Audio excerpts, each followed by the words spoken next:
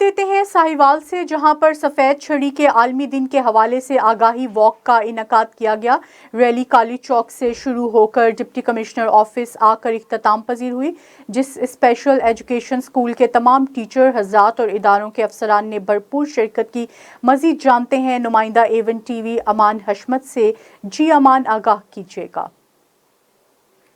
جی بالکل، 15 اکتوبر جو سفید چھڑی پھوڑ لوگوں کا عالمی دن ہے، اس حوالے سے ہمارے ساتھ ڈیو ایجوکیشن موجود ہیں۔ جو متاثرہ بصارت لوگ ہیں ان کے حوالے سے وہ کیا اقدامات کریں گے، ان سے بات کرتے ہیں۔ جی سر بتائیے گا۔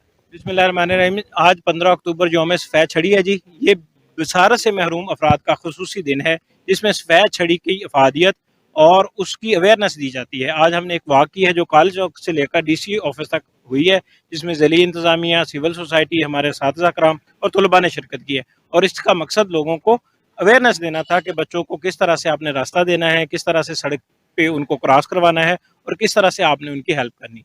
شکریہ۔ جی بالکل، جس طرح آپ نے ان کی بات سنی، ان کا مقصد لوگوں کو اویئرنیس دینا ہے۔ ان کی واک کالی چونک سے لے کے ڈی سی آفس تک سٹارٹ ہوئی تھی کہ بچوں کو کس طرح راستہ دیا جائے، کس طرح روڈ کراسنگ کروائی جائے۔ جی شکریہ امان حشمت۔